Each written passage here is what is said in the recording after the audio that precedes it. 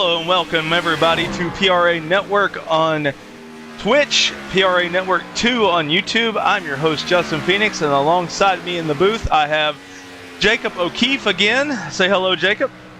How's it going, everybody? Happy to be back at round 2 of our nostalgia series. This is going to be a good one, man. 130 laps at Atlanta on the Legacy layout. This is going to be a darn good race. Absolutely. And also, we have an honorary member in the booth with us tonight. It's Joe Robert. He's going to be racing and commentating at the same time. Hello, hello. How's everybody doing today? Nice to be here. Thanks for the invite, Blanco. It's going to be a long, interesting race for sure. Absolutely, yes, yes, sir. We're going to have 130 laps here at the Legacy layout of Atlanta, so it's not the super speedway layout that we've been seeing in modern time. It's a throwback to 2008, and these are 2003 cars. So I thought I'd give us a little bit of rundown on the 2003 Atlanta races, which saw both Jeff Gordon and Bobby Labonte take the checker flag in both those races that year. That was like the golden age of NASCAR. What do you say, guys? I'm going to go with a hard agree on that one. I'm new to the NASCAR scene, and lately it's been working my way from the legends all the way up to current times, and right now we're working on that 2000 series, and I have to say these are the loudest, meanest, and the hardest ones to drive so far, and they have been the funnest. Absolutely. I gotta agree as well. Yep, and I'm getting reports of stream lag, so let me, I guess my internet's not liking it. Jacob, take it over for a second while I try to see what's going on here. Yeah, no problem at all. Happy to be here, everybody. Welcome back to round 2. It's the Nostalgia Series over here at Atlanta. And as Justin was just talking about back in the mid-2000s there, it was Bobby Labonte that stole it. And we had people on the grid as well as Ryan Newman, Jimmy Johnson, Kyle Busch took one as well. It's a 1.54 mile speedway. No, I'm absolutely not going to do the calculation on air right now, and I do not have a calculator on hand, so that's not going to happen for anyone out there. That's not in Freedom units. Unfortunate, but do it in your head. It's an absolutely ridiculous track. We're going on the old Legacy layout, and it's going to be a really, really good one. We're going to see some action. We've got drivers on both sides, Justin. I was sitting around in the practice session for a little while, just kind of sitting as a fly on the wall. And a lot of guys are committing to different strategies. Some seem to think the bottom's going to be the fastest with some tire-saving strategies. And we've got some other guys who are really committed to that top-line strategy. And I'm not really sure what's going to be the dominant one to come out on top. It's a long race. Absolutely, it is. I'll give you my opinion as well from what I practiced. High side and the low side, some of the two dominant nines. You might see a few people in the middle. What I'm noticing here, high side is quick, at least at the start. But these tires, man, if we manage to go on a long run, they are going to get absolutely blasted. If you're running the high side for however many laps that you run on a fuel run, about 48 laps, you're going to just fall off like anvil in like half of the run. Yeah, Jacob, you got any thoughts on that? Well, I was just going to say, it's going to be really interesting. I come from a background in endurance, and I think a lot of people heard that last time on the broadcast. I'd like to lean into this, especially when we do these longer form NASCAR races. And as track degradation does set in, you're absolutely right, Joe. I mean, we're going to start to see rubber build up. We're going to get a lot of dirty air behind cars, and people are going to have to adapt, and they're going to have to adapt pretty quickly. It'll be interesting to see. I'm not going to ask you what your strategy is going to be. I'll tell you. To see it, but it'll be really, really interesting to see how everyone else adapts around the grid too.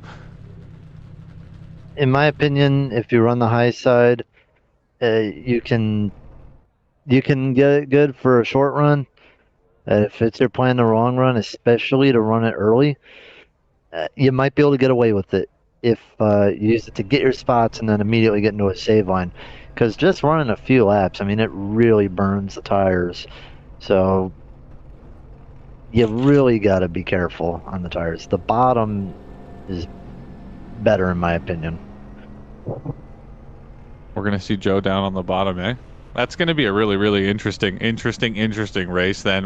I'm curious to how long do you think, is it a big difference between top and bottom for tire use? Like how many laps do you think we're looking at here? Well, yeah, I wouldn't want to pit outside the fuel run. For the fuel run, I'm looking here. Right now for me, it's in the practice, it's saying about 48, 49 laps. So realistically, you can two-stop this. We got 130 laps, so 50, 100, you maybe back it up a bit, like 45, 90, and then you run the last 40. I'm not expecting this to go green all the way. I'd be very doubtful if it does. But I think with the tires, I believe they're unlimited. I was told they're unlimited. So if you run more than 5-10 laps, I think you got to come in and pit. Especially just for fuel. What do you think, Justin? I think that's about, yeah. I know that running up high is going to burn the tires. That's for sure. That was the case in the 2003 version of Atlanta in real life. Is there a lag there? You guys, can you hear me? I gotcha.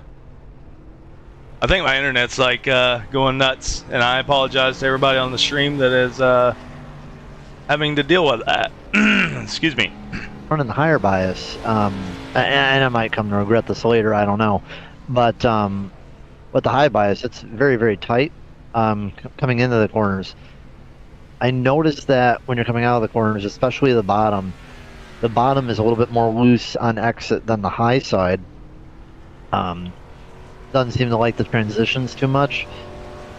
So what I'm thinking that we're going to have to do is going to have to be really, really careful on the gas. I'm going out right now to kind of demonstrate what I would at least attempt to do with the bottom run. I don't know if you have the camera on me or not, but coming into turn 1, we're just going to try to arc it down to the bottom, just trying to stay on that white line. It's a little bit tight because they're cold tires. They take a minute to warm up. I'm noticing people are not sending their fastest laps on lap 1 or 2. But what I'm doing is I'm just kind of gradually trail braking it down to the bottom and easy back up on the throttle. If you go too hard on the throttle, I'll show you what'll happen. You can run in pretty quick and give it a good one, but if you're like hard on the throttle like here, you get loose like that. And if you get loose like that, that's going to heat up your tires and ruin your run. These cars, I noticed just from the sitting in the practice session earlier on before the race, they are absolutely ridiculous in terms of power to those wheels, and they do get squirrely really, really quickly. There was some gnarly experienced drivers even having a couple of issues trying to send out those hot laps when the track was, a little bit lessened with traffic, and it was really interesting to see because last week we ran 79.5 clean. And it was one of the best races I had seen on the service, even as a viewer, not only behind the booth getting to commentate the race. It was genuinely amazing to see. I'm curious to see if the layout here, because guys are really confident coming in from last week, we might see a little bit of, what do we call it, overextension, if you will, a little overconfidence, and it'll be interesting to see if people spin out or lose it anywhere on the track. It's going to be a really, really, really interesting time. How are you feeling? I appreciate you guys taking the reins there for a second, because I was fixing the stream quality. I think I've got it going good now. I think you can still see my stream, at least, from the Discord. But yeah, I appreciate you taking stuff here. And I'm sorry for not being able to add a lot there, because I was totally focused on fixing that, because it's more important that they can see what's going on, right? Hey man, someone's got to do the engineering. You're good, man. That's why I'm here. Thank you very much, Justin. I'm thankful for you guys. You guys are here. It's awesome to have somebody here with me, because normally I'm here by myself. So yeah, that would have been a whole lot of blank air. I did those lone broadcasts for a long time, man. I know exactly how it is. And you're talking for a bunch, and it almost feels like you're repeating yourself a ton sometimes. Are you kidding me? The amount of times I've told the same story in one night and one shift on a radio broadcast. You gotta change up the words and make it feel different from the listener's perspective. That's all. Yep. Some water too, or sugar or something. I got told that I say absolutely too much. Hey, it's gonna be bad too because I get called out for that one also. I'll tell you what, don't expect me to get pole though. Not good at laying down them fast ones. We can run the normal race okay, but I don't think we're gonna get pole. But we'll try our best. So, before we start the qualifying, I wanted to show points standings from last week, and I was going to do that, but the stream was having a hiccup, so I had to fix that first. And as you can see live now, these are the point standings as follows. Jacob Schneider has the points lead. Cody Johnson second. Thomas Kuhn in third. Landon Lacey fourth. Daniel Blanco fifth. And you can see the running order past that. That was the finishing order at Daytona. It was awesome. Awesome 100% green flag. No cautions at all. But that final lap, we saw an amazing finish between Daniel Blanco, Jacob Schneider, and Landon Lacey. They crashed on the final corner there. What's your thoughts on that, guys? That was pretty awesome. That was an interesting play that happened out there. Now, going back to the broadcast really, really quickly, at the time we had no knowledge that the people involved, even though they were, I believe, a lap down, they were in fact teammates, and there was some camaraderie happening out on the track, and it was misplayed on my part, I believe, when I said, there is a person, I think, a lap down in this pack, and I'm not really sure what's going on, but everyone's racing really hard. But it was a team situation, and the guys had a good time with it. So that's ultimately what matters. Everybody came out and had a really, really good race, but it was a bold move. If it wasn't a teammate, I don't know. It could have been a little bit more drama. Well, I mean, yeah, that would have been a nice thing to watch. But man, being a driver there would have sucked. It would. It would. And that is one thing that we thought about after the fact was there was a couple of us talking in the admins chat about how there was team play going on. But you know what? Jacob Schneider and Landon Lacey are on the same team, so it was just fair that Daniel had some help as well. Absolutely, man. Camaraderie on the grid, especially in situations like Oval, where drafting and team play can seriously change the course of an entire race, and not only for pole position, but everybody. It's good to see it happen. It is really good to see it happen. And these are all a really good group of experienced drivers who aren't, getting mad at each other for these kinds of things. It's going to be a good time. I'm glad to see where this goes. I hope the team play gets more intense as the season goes on. I kind of want to poke the bear there. Looks like qual speed slowed down quite a bit from practice. We were seeing 5s and 6s in practice, and Jacob Schneider just put down the pole with a 29.8 mid, so looks like the pace is slowing down a bit. Got Jacob Schneider sitting in 1. Is that Joe Robert in number 2 and beyond there? I'm having a hard time reading that info, but... It says, I will be right back before the race starts. Yes, sir. Appreciate it. This is going to be a good one. I'm pretty excited. I didn't realize. I thought we were doing 80 laps on each circuit. No, in NASCAR, they go by mileage instead of laps or time. And so sometimes the mileage on one track will be fewer laps than others. So like Daytona, the Daytona 500 in NASCAR is 200 laps, whereas the Atlanta 400 or whatever is like 300 and some laps. So it all compares to however many miles the track is and the layout. You got a pick for the favorite tonight? I mean, we got Jacob Schneider on pole, which is kind of unsurprising at this point. I think he's got nine in a row or 10 in a row on the Monday night races here. Yep, and he last week he stretched his streak to 13 wins in a row, so he's going to probably go for 14 tonight. And it looks like Joe Robert, our fellow commentator, is on the outside pole at this moment with 50 seconds left of the qualifying session. He came in here all nonchalant saying, "Oh, I'll be at the back of the grid. Don't worry about me because I got to talk at the same time." And he smashes a second place in qualifying already. I didn't think I'd be that quick because typically, like when I'm running tracks that are pretty fast on the quals, typically, I'm like, I can run okay in the races, but qualifying is where it gets me.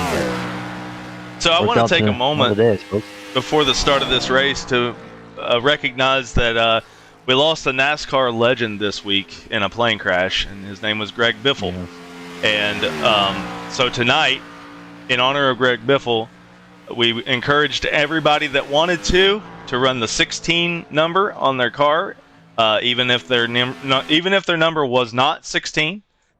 And also, we encouraged them to run a Greg Biffle scheme. Am I still here? My internet's going weird. You're still here. Okay, yes. Cool. You're still here. It was a really sad thing to see. It was a hard week across all sorts of different industries, and this one capped off a lot of people kind of leaving us that very much shouldn't have a little bit too early. So happy to do something here and honor a good guy, a really, really hard racer, man. A good humanitarian as well. There was a hurricane not long ago in the Carolinas, and he was part of the rescue teams that was getting there before the government did. So that was that guy. The world lost a really good person. So it's unfortunate things like that happen. We appreciate Greg Biffle and all he did, and our hearts and minds go out to his family and all those involved. I mean, they lost their entire family, so that's got to be super tough. I don't even have words for it, honestly. It's a rough one, man. And so in honor of that, we're going to have an extra pace lap. Sorry for that. Go ahead. We're going to have an extra pace lap in honor of Greg Biffle. I think they've got it all worked out in the chat. I've got the officials chat and stuff turned off in the sim, so I can't hear anything they're saying because it distracts me sometimes when they talk. So, yeah, and also they say some things that I don't really want on the live stream. Fair enough. Yeah, I'll tell you a quick story before we get started. It was my favorite driver growing up, right? And he's like, even from we're from Wisconsin. My mom would always be pulling for like Matt Kenseth, the Wisconsin guy. But I always wanted the Greg Biffle to win.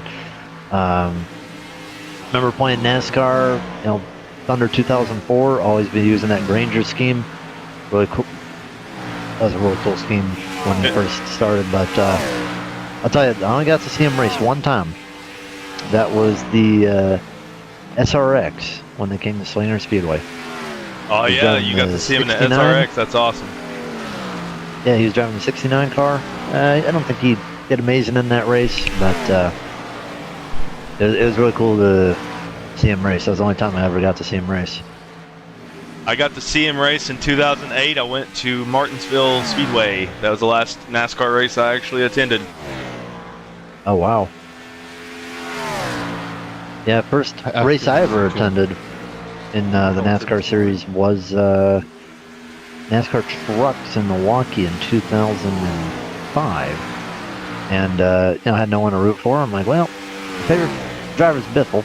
So we're going to pull for Jack Sprague. He drove the 16. And Jack Sprague, I think he was on the pole. He led a bunch of laps, but he finished second to Dennis Setzer. Those were good times in NASCAR, and it's unfortunate that we have to say goodbye to a great man in Greg Biffle, but we just wanted to give him the honor that he's due. Amen? Amen. And so some notes for tonight's race. The track surface is going to be abrasive, so the tires are going to be a premium, and great tire saving might be the key to winning. What do you guys think about that? 100%. 100%. Practice laps were focused on drivers trying to figure out what lines they could take the fastest while also not burning the tires out. And again, like I was saying, there's been a lot of guys spinning. Looks like things have calmed down on the field. People have really slowed themselves down for the actual race in comparison to the hot laps that we were seeing out in practice. But I think a lot of guys are going to start to commit as they see the slowdown in the field. Tire saving is going to be the thing. It's going to be the key. And in any long race, it doesn't matter what series, what way you slice the cake. It's always about the tires and the fuel. Absolutely. Yeah. I got to say, for me, oh, there's a crash. It has calmed down a bit. I just caught that off the camera. Sorry.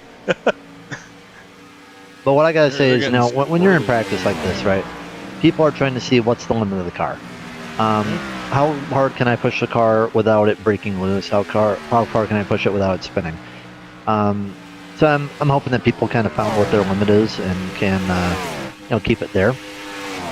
In terms of the race, I think you got to be really cautious of how much you use that high line. High line is real quick, but it will also take out your tires real quick. If it's a lot of stop and go in terms of caution flags, it may not be a bad idea. But if we are getting long runs, high side, you got to use that sparingly. Absolutely. That's my second. Absolutely, I need to stop. And as we say that, race is getting ready to go underway. Yeah, counter, an absolutely counter. There's another one for you. We got some guys that make some videos for us, and they made a comment about it. Here's the starting lineup. Jacob Schneider on P1, Joe Robert P2, Daniel Blanco P3, Thomas Coonan P4. It looks like things are shaking. Cody Johnson P5, Landon Lacey P6. Okay. That's interesting. P7, Adam Mudford. P8, Rodney Roberts. Got a lot of number 16s in here. Yeah. Go ahead, take the rest of the grid there. We got Chucky Walden and is that Jeremy Poole? Yep. Dylan Davis, P12. We got Dan Atkinson sitting in P11 as well. Joey Kuba, P13. Mark Radusco, I think, in P14. Cody Thorne and Jerry Hendrickson. Something. Thank you. JD Biddle and Shannon Milliken. Shannon Milliken's one of our admins. I don't know if he's racing tonight. Here we go. David Nannon, Robert Hensley. We got 21 cars on the grid. Danny Ray in 21st. This is a really interesting starting lineup, guys. I expected to see the top 6 in the top 6. I did not expect to see the top 6 in the formation they are outside of Schneider in that pole. And they're doing a 3-wide salute right now to Greg Biffle. All the Greg Biffle cars are up front. Get a good view of that. It is. Turn off all the graphics. This is pretty cool to do right now, I'll tell you what. Yeah, this looks unbelievable, guys. For those who do not know, he died. Greg died in a plane crash this week. If you're just joining us, it was a really, really big blow to the NASCAR world. Greg has been racing for quite some time, and he was only 55 years old. He was not very old at all. He was a humanitarian, a NASCAR driver, and genuinely, from what I know, an all-around pretty good guy. And it's pretty sad to see him go. And we're lucky to be able to do a salute to somebody like that. And it's good to see the motorsport world kind of get up and really show this guy and the world who he was. Absolutely. We got Greg Biffle in first, Greg Biffle in second, Greg Biffle in third, Greg Biffle in fourth, Greg Biffle in fifth, Greg Biffle in sixth. As it should be. The Biff. All right. Thank you to everybody who was in that. It's really cool. And yeah, we're about to have some good racing. 130 laps. 2 pit stops, I think, is going to be the minimum that you're going to have to do. We'll run about 48 to 49 laps. pace Go car ahead, didn't get the Coming memo. in here on a full fuel tank, Joe. It's something that's often done. I mean, in endurance racing, sometimes depending on conditions, especially, is I'm not full running this fuel. thing out of fuel. Huh. Tires are going to be gone, and I think you're going to get a big jump on the undercut. We got some weaving and bobbing. Grid's getting ready.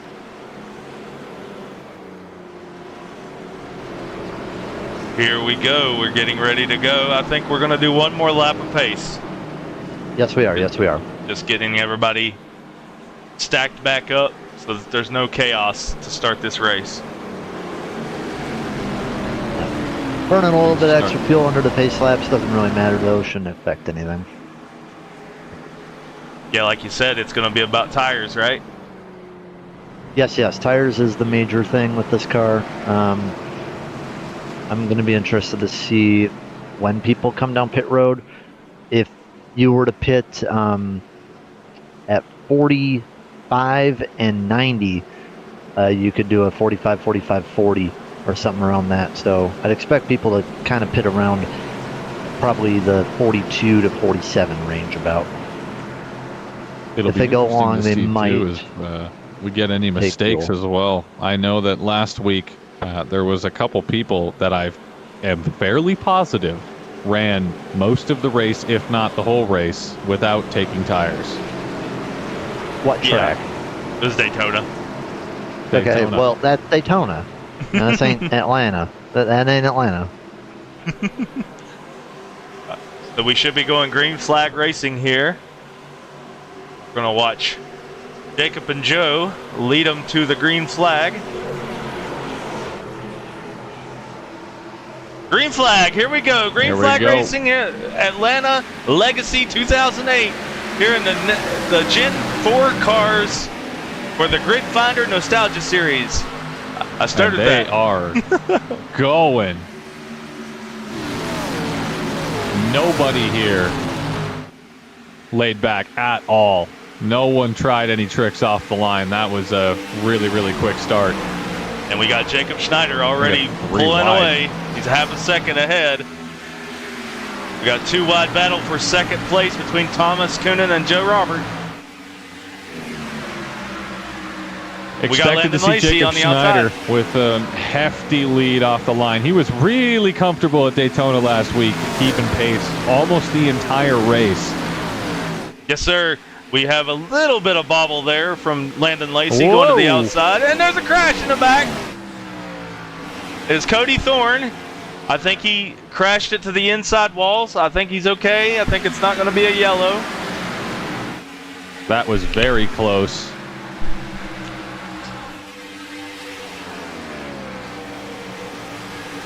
Jacob It's a long Schneider race. still really comfortable in that top spot. And you can tell by the way he drives. It's always consistent and he's always confident.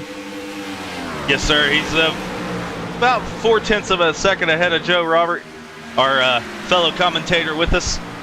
We're going to ride on board with Joe right now. It's pretty comfortable right now. Joe, how are you feeling? Well, I think it was the 18 car, he got on my inside. That was a good time to run the high side, so not screwing with him on the bottom. I think right now it's just, try to get into the rhythm, try to assume that this is going to go long. Didn't really practice too many pit stop entrances, so I mean, you can't really do many practices on that, especially with old tires, unless you're doing donuts. Looks like Danny think Ray right now had a it's- crash. Yeah, we just had another entry into the pit there. We'll get Joe. I appreciate it, man. Yeah. We'll let you focus up and try and close that gap on Jacob. But what happened here, Justin? Do we know, or we just got people coming in here for a stop? I don't know. I can't tell what happened to Danny Ray, but he had a black flag. And also, it looks like Robert Hensley is now on pit road getting repairs. Let's see if I can find out what happened to him.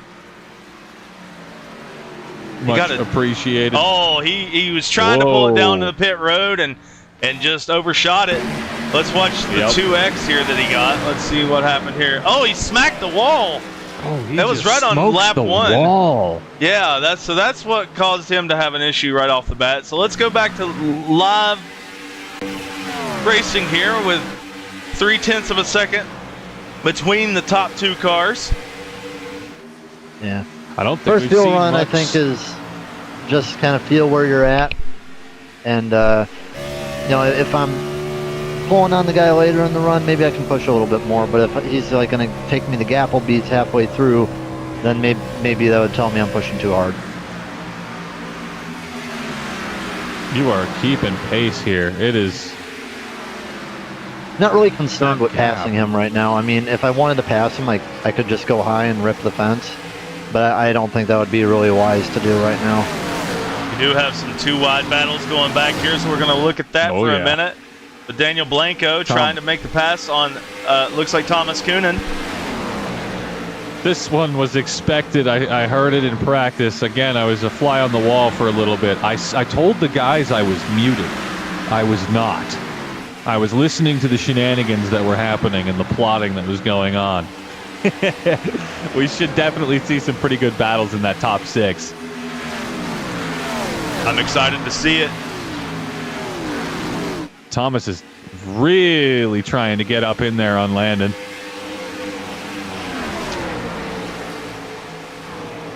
And it's Cody and Daniel in behind him. They're only about a second out of the lead there. The gap between second and third is currently sitting at what are we? The gap between second, yeah. We're going to ride on board with Cody Johnson, one of the board of directors members here at PRA. He had that beautiful PRA paint scheme last week, but this week he's honoring Greg Biffle, so we won't see the number 13 PRA car right now. Number 13 will return soon, and that car is very, very, very nice. Look at him go. We do have a little bit of battle here between Daniel Blanco and Thomas Coonan. Thomas is trying to bottom. Daniel's on the high side. We know that the high side's going to eat up tires. Oh, he got loose. Oh, he saved it. That was... I'm not sure who got loose or who hit who. It looked like that back car, and again, I'm not sure which driver that was, but it looked like the back car might have not seen him coming down. I think the 57 got loose on the outside. Ooh, and slid into him. Yeah, that'll get you. I was saying in practice, man, there was a lot of issues with really, really good drivers really trying to push that car, and I knew as soon as they saw drivers in that rear view sniffing up on them, they're gonna feel that pressure. Yes, sir. I'm interested to see what Landon Lacey's gonna do here. And seen him on my relative all race, and now he's kind of creeping up. He's on the outside line. Landon's one I was talking about earlier, and he was very good last week in Daytona. A few times he fell back to the second pack, and I think at one point he might have been really far back in the field, but every single 15 laps or so, Landon was able to push himself up the field every single time. He's one hell of a driver. Yep, and he's teammates with Jacob Schneider and Jacob Schneider Racing in real life, and so they're teammates here. We got 4 official teams added to the roster this week, so now we have some team racing, and we know who's on each team. I just pulled up the list earlier in the race. You got the board, Davis Family Racing, Jacob Schneider Racing, and Sunset Bend Motorsports. Yeah, those Sunset Bend guys are nice to hang out with. Good guys. Oh, they're a really good group of guys. I'll tell you what, though, Jacob, he is getting some good runs off the exit of the corner. This guy is in another level. What's his rating? 7,500, I believe. Fair enough. Fair enough. Makes sense. Makes sense. Jacob definitely knows what he's doing. He's an extremely good driver. Yeah, 75, 78. Well, he's got 2,500 on me, so that explains a little bit. We're going to go run through the field a little bit. See where everybody's running. Got Joe like Robert. We might have an additional pit as well, I think, at the back, but we'll get there eventually. Yeah, it looks like Robert or no, Cody Thorne is hitting, maybe. Robert Hensley's been on pit road a few times. He slammed that wall on the first lap, as we watched earlier. Yeah, he's not having a good time tonight, that's for sure. That's unfortunate for him. Robert's just trying to get some seat time. It looks like David Nannon has now went to pits. Yeah, he's in the pit. Are these early pit stops? No, I'm not sure if they're early pit not. stops. No David Nannon's pretty committed to helping Daniel Blanco out on the field as much as possible. So I'm going to assume here that was probably a mistake or damage of some kind for sure. Yeah, he's out. David has logged out. Oh no! Unfortunate. So as we go through the field, we see Landon Lacey and Thomas Coonan. They're still right neck to neck. Behind Tell you them, what, car's getting tight right now. Daniel Blanco in 5th. Running a solid race right now. Second place in the points, Cody Johnson is in 6th. In that beautiful Greg Biffle Post-it car. Adam Mudford is in 7th.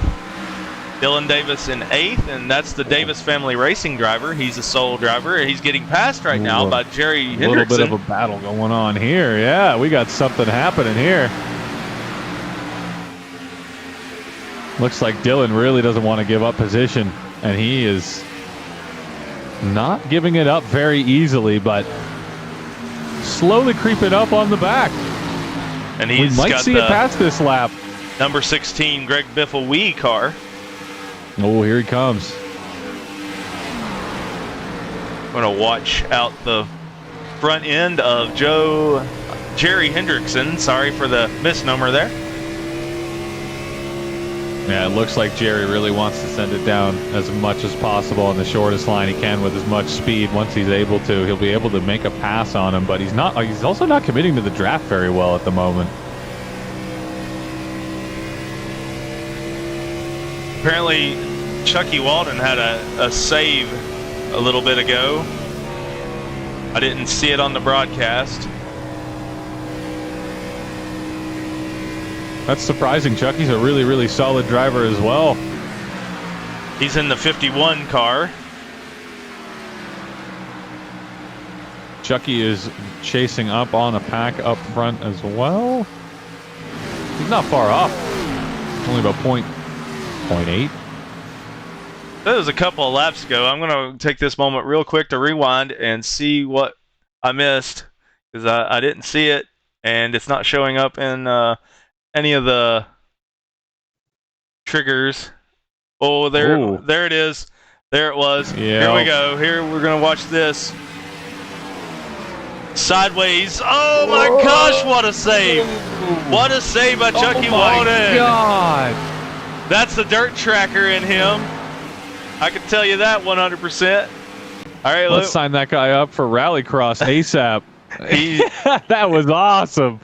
He's a dirt tracker in real life, and he is pitting, so I'm sure he burned up those tires doing that. He got some TV time with that save. That was a damn good one. I hope we see more of that. Unfortunately, when they save it, I don't get a note. I don't get any triggers in my program to let me know. Thank Jacob you, Schneider, Aaron Fontaine, for that. Go ahead. Very, very comfortable out in front. He's actually extended the lead now to over a second, if I'm not mistaken. Yeah, I think I pushed too hard. Insane. Thought I was actually not pushing too hard, but still feeling comfortable though. I mean, you've got lots. No, I'm not feeling comfortable because my shoulder is on fire. And it looks like Thomas Coonan has moved up to third. He has passed Landon Lacey, who is riding the top. If I can keep it within like 1.5, I'll be happy. But if he starts running me farther, I'm gonna have to do something about that. Thomas Coonan. He's also an unbelievably talented driver. I had him as a favorite tonight, and I'm curious to see. I'm hoping he makes it. I don't have a fantasy pool or anything, but it would be nice. It would make things interesting in the points battle if he beats Jacob Schneider tonight. Well, I mean, Jacob's got to feel some pressure. He's at 13 Mondays in a row now. Is that what you said, or 14? It's 13 races in a row, so... 13 races, sorry. Yeah, because during our short track series, there are usually 2 races per night. He's a monster. Like, it doesn't matter what way you slice the cake. The guy's a monster. Absolutely. But he has to feel the pressure at some point. I mean, someone's going to take it eventually. That streak's going to stop. I just don't know when. I was just informed that Jerry Hendricks wants to take an LPP, so for last week, so I can get him back in the points. That's fine. I can do that for race 1, but after that, I can't do it anymore. Ooh, we saw a little bit of slide there. Yeah. Whoa, yep. That was Blanco again. That's exactly where he was loose at a few laps ago when we were talking about it. To watch him on the inside. The same spot in practice. The exact same spot in practice was getting him to. I think he runs it too high out there. I'm really not sure. Maybe seam splitting might be a little bit better. At least that's what it feels like for me. But man, this guy's running our pockets right now. He is just taking all our money and running away with it. I mean, Jacob wants that $1 million, bro. If we had $1 million to give out, we would definitely give it out. We'd have 60 cars in the field. Yeah, boy. That was the reference to that. What was it, 04? 04 Kyle Busch? Yeah. Oh, Landon Lacey just blinked. It's okay, though. I don't think I can stay out much longer. We got a battle back here. Battle might form here. It's Cody Johnson, Jerry Hendrickson, and Dylan Davis. 216 cars and a Skull number 77. I don't know if that's allowed on YouTube or Twitch, but there it is. There was a couple of requests. I think you're okay. There were a couple of requests earlier to not show a couple of cars in the field because they have some things on them that don't need to be seen. I got the DMs from certain people that said, don't show this car. Okay, noted. We'll address that before next week. People's personalities bleed a little bit too far into the online communities. Okay? Yes, yes. And, it's fine for most things, but we'll keep it off the broadcast. Absolutely, and there's another absolutely for you, Aaron Fontaine. And here in PRA, we have a non-toxic rule. Basically, don't be toxic towards other drivers. Don't have racial slurs and things like that on your paint schemes, and everything will be fine. Ooh, he just smoked the wall. Yep. Yeah, I think it's time to say goodbye to these tires. I got to run a few more laps, but I think watching Jacob, I think he was probably braking earlier than me. I wouldn't expect anyone to really follow me in. I think it's either going to be a real good strategy or a real stupid one, and I think most people will probably think it's a real stupid one. So probably going to pit in a few laps. I'm getting record tires are just straight up gone for everybody right now. That's going to be interesting to see how this plays out. Then I wonder how many guys are just going to commit to coming in. It might be. I wonder if we'll have another McLaren moment. We will see. The gap is. That might be 2 for 2. Staying about the same between Schneider and Coonan. This might turn out to be an epic end to this race. 96 laps to go, 35 laps, and we still have a long way to go. So we're going to have about, what, 3 pit stops? I was thinking 3 was going to be the minimum on this track when I heard 40, 30-ish laps. Again, if guys can push the tires that extra mile, but I really don't know if that's going to be possible. 16 coming. Jacob Schneider looks really comfortable, though, and that's kind of scary. Thomas Coonan there does might be too. a little bit of a consensus that, there might be a little bit of consensus again that these guys might run the tires a little bit longer than the rest of the guys just to squeeze it out. Holy pass. Look at that. Daniel Pushed way Blanco is too up to third hard, now. too early, and we're gonna. Now I just got an unsafe pit entrance. Hold for 40. I don't know what that's about. Uh-oh. Black flag for Joe Robert. That's some Black junk. flag for Joe Robert. That's unfortunate. Daniel Blanco also really comfortable right now, but again, it's looks like, what do we got, half the field in for pit at the moment? Yeah, it looks like we got about 11 cars, maybe 10 that have not pitted. Well, that's my race cooked, boys. That is unfortunate. Oh man, there's always another one, Joe. We'll try again next time. Try it again. Absolutely. Oh no, we gotta add another one to the jar. Another absolutely to the jar. Damn, Oh, yeah, man, the jar. I was doing real good. What do we add in the jar, bro? What do we add? I don't know, 25 cents, 25 iRacing cents. It looks like everybody, Joey Kuba up, have not pitted yet. These guys might have a specific number that they're shooting for. You got to remember that. They are those types of drivers. Probably around 45. Yeah. If they can get 90 laps on 2 sets of tires and finish off the race, knowing that they ran more laps on tires beforehand, they can push that extra mile coming out in that last couple of laps.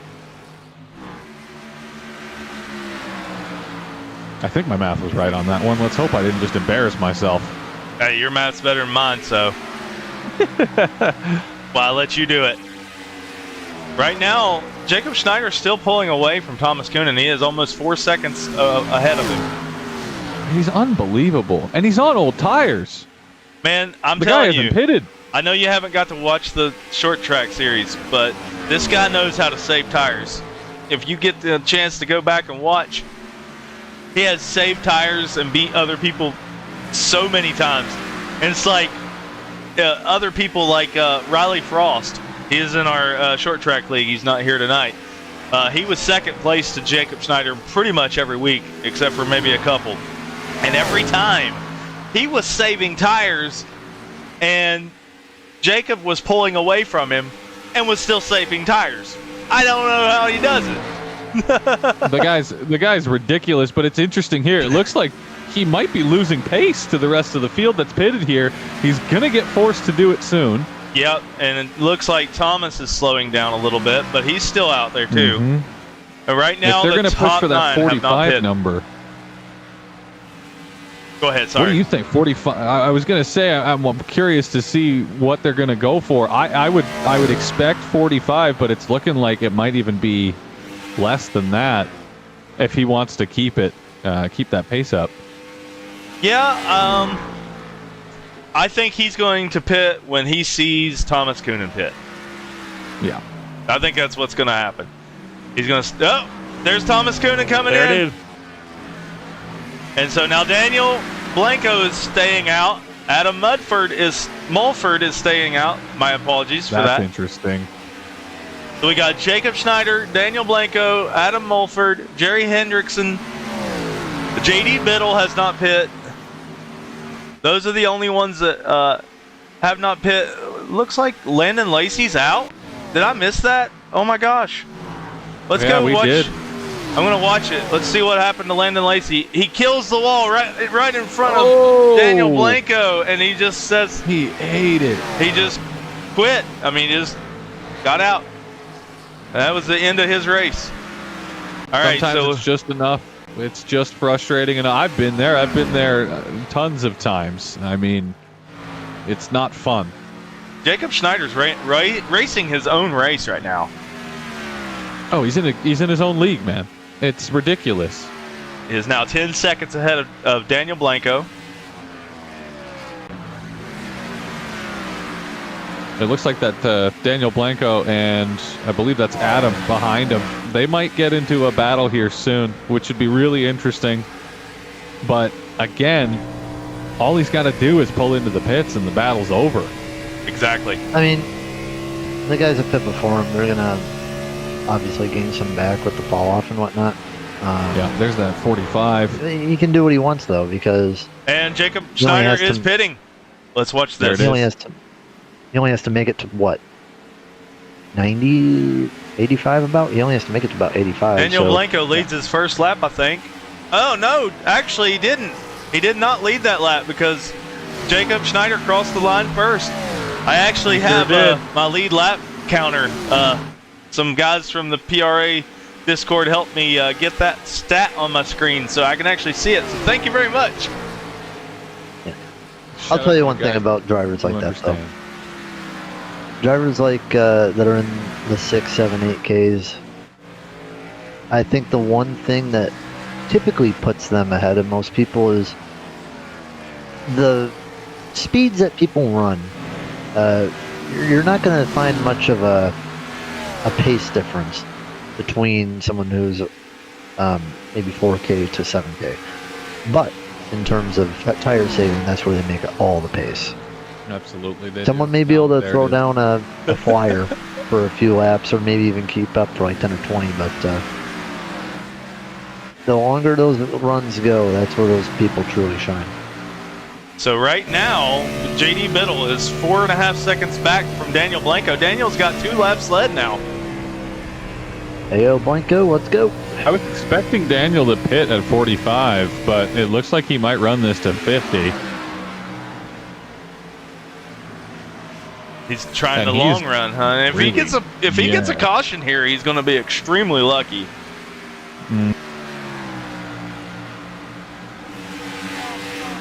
He might be betting on a caution because he's seen a little bit of action, especially at the back of the field. He's seen Landon spin out directly in front of him.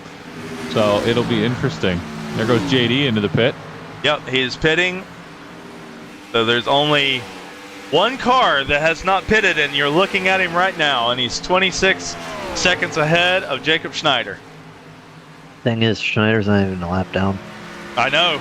Neither is Coonan. Schneider's not a lap down. Schneider's on fresh tires as well. Best case scenario is that you would put him a lap down. But you can't even really do that now. Schneider's catching him. So you got the top 1 lap down car is Chucky Walden. If there were a caution right now, he would be the lucky dog.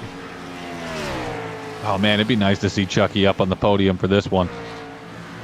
Well, I'll tell you, man, that guy, he's most likely only got maybe 1 or 2 laps left, if that. Yeah, right on board with him. Looks like maybe, nope, still out there. Oh, he's still gonna push it. He's seriously committing to these tires. I think Daniel's got. That's. Yeah, I mean, he'll run it. He'll run them down later, but what is his loss going to be when he comes out of the pits? I mean, surely you can't go much longer. I think unless he's he's staring been at fuel that saving. delta bar, man. I think he is He's staring directly at that in. delta bar, and until he Oh, he well, overshot the pit. He overshot the pit. That's probably going to be a black flag. Black flag. He will have one, yep. He got a 1X for it, and Robert Hensley just got a 1X. Right in front of other cars. Whoa.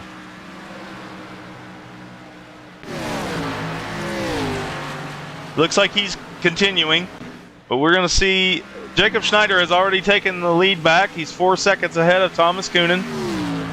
The cycle has come back now. We have 9 cars on the lead lap. Looks like everybody's got back out there. except Daniel. Daniel's probably sat there serving up. Oh, Robert Hensley just got a 2X. Let's see what happened there. Is as he's coming into pit road. Oh, he spun it. Whoa! But he saved it. He didn't get up on the track. Lost it. He didn't get up on the track, so it didn't throw a caution. So that's what happened to him. Get back to live racing here. These racers are getting really lucky with no cautions coming out on the track tonight. Honestly, this has been an incident-filled night, and everybody has recovered well. A lot of respect to the drivers for being able to do that. It's quite hard. Yeah, I mean, all it's going to take is someone spinning out in front of the field, and we've got a big crash going on, you know? Oh, look at that. Look at the speed. Cody Johnson just got a 1X. What happened there? Did he hit the wall? Oh, he's rubbing the wall there. I bet he hit the wall. Let's go check it out, see what happened. Yeah, Nope, he comes he in hit the flying grass. on that turn and just goes right off track and then stick scrapes the wall right there. Yeah. Dylan Davis He is held a it in, 2X. which is really, really good. Looks like we should get some pretty good battles out of that group. Here's a 2X from Dylan Davis. Oh, he kills the wall in the same spot Cody Johnson did just now. Going back to live. I don't Looks have like all these guys are having troubles in the same part of the track. Everybody, every single person on the grid, I think, except Jacob Schneider and Thomas, have skipped the wall. Yep. Dylan Davis has Yeah, 4 really incidence tight. points now. Actually, Joe, I think you also escaped without the wall, if I'm not mistaken. No, I hit it. No, well, you could have escaped with nobody knowing. Well, he had 0 incidents, so yeah. He hit it small enough. That's when 18 passed me. Would have been interested to see what I could have done with the thing, but oopsie poopsies, I guess. Our I gap know what between else to pole and P2 is up to almost 4.2 seconds, if I'm not mistaken. Looks Yeah, like it's 4.8, and it's growing. The gap is growing between first and second. Jacob Schneider is just pulling away. Unfortunately, Thomas can't catch any kind of draft. He's just too far ahead. He's probably on board sitting with in Thomas dirty Gooden. air, which is not good. Oh yeah. Well, guys, I'm gonna be bouncing right out of the race, but hey, it was real fun to do this. Hopefully, maybe next time if I'm able to come in, we can do this again. Perhaps. I hope you guys enjoyed it too. Hope the viewers enjoyed it as well. Thank you Yes, very sir. much. Thanks for Appreciate coming, it. and thanks for being with us. We'll see you next time. Yeah, after Cheers, the broadcast, one of you feel free to, well, actually both of you, feel free to DM me if you got some interest in that maybe both of you would be interested in Okay. for another time. Sounds All right, good. have a good one. You Looks too. like Jacob's got this in the bag if it stays green, though, I'll tell you that. The guy's he's a monster. He is a robot, and he's putting Daniel Blanco a lap down. Which Yeah, he had Daniel's Daniel, not going to be happy. he is going 2 laps down. Sorry. He's already a lap down. Not going to be happy about that. I'll tell you though, And- surprised it's on green all the way. You don't see that in many leagues, I'll tell you that. That's one thing we try to keep going here. Green flag racing. Out of all the stuff that I've seen so far, 80 laps at Daytona. Well, sorry, 79.5 at Daytona. Sorry, Daniel. It was. This league provides the quality of racing just a step above of where you'd expect it to be when you think of good. Yes. And they hold that standard pretty high. Well, I'm gonna have to give it another rip while I can, because I know a few races I'm not gonna be available. But I think what's next? Rockingham? Let me check that real quick. I'm 95% sure it's Rockingham. Yes, Jacob on Schneider January pulled 5th. up past 5 seconds in first position to second. That pack down in second all the way till 8th is decently tight. It might be interesting to see what's going on back there. Rockingham, January 5th. Yes, Rockingham, January 5th. We're off for a week for the holidays. All right. Well, hey, have a good holiday, Merry Christmas, or whatever you celebrate. Have a good night, guys. It was fun doing it. You Thank too, you, man. Cheers. Ciao, Oh, ciao. Cody Johnson was sideways night. coming off the turn there. Whoa. That's not. Oh, I believe that is the first time for Cody. Oh no, it's not. We've seen him. Actually, we have 2 Codys in this race, and I think both of them are running very similar schemes. They are. Well, actually, no, they're not. They're together right now. Oh, they're together. Both of them are 5 laps down, though, 13th and 14th. That's unfortunate for our second place car in the points. Let's go check out Chucky. He's coming to the pits. If Cody can keep a good pace up, he might be able to do something. Like, you got to remember, we're only just over halfway here, guys. And we haven't seen a single caution come out. And we've seen lots of lots of action on track. Lots of traction on action. lots of traction on action. Send it out there with some little word vomit for everybody. Why not? It's it'll be interesting to see if we go all the way clean. If we don't, we might see Cody make a comeback and be able to stick himself somewhere top 10 with points and keep himself comfortable for the rest of the season. It'll be interesting to see, if not, how hard he races afterwards. Yeah, I think he has an issue because he let the other car go and he was going very slow. Not really sure. He's making the pass back, though, to go back to 13th position as we're riding on board with him. He honestly might have Dylan just Davis is on pit road. trying to fake a move or something. Maybe put that. Oh, there's an incident. oh, yup. Oh, there's destroyed That's bumpers. brutal. They're coming back. That's 2. Oh, is there going to be a caution Is he here? gonna hit the slam wall? the inside wall. No. Gonna make it interesting. Is he gonna? I guess the track admins are gonna keep it green. Track admins kept it green. The boys were able to keep it off track just enough when the traffic wasn't there to throw out a caution. Let's go back and watch that incident because that was a crazy couple of seconds there. Here we go. Let's see what happens. Comes in flying Cody down Johnson to the got inside. sideways. Yeah, he commits to that inside line, and Johnson runs it sideways and loses traction on the rears and slides right into the door. Oh. Yeah. My gosh, what a ride. I'm What just a lucky ride. we're lucky this is sim racing, man. That guy'd be sitting out there with a real heck of a case of whiplash. Here's on board with Cody Thorne. Man, look at that wheel action right there. We have a meatball flag. Jeremy Poole has a meatball. Let's see what happened here. We got to see. There's a tire going around the track. That's the tire. Jeremy's on 3 wheels. He's off the track, though. Admins are going to keep it green. We have had a lot of incidents that have just went off the track. He's lost his front. Yeah. Is he going to make it around the corner here?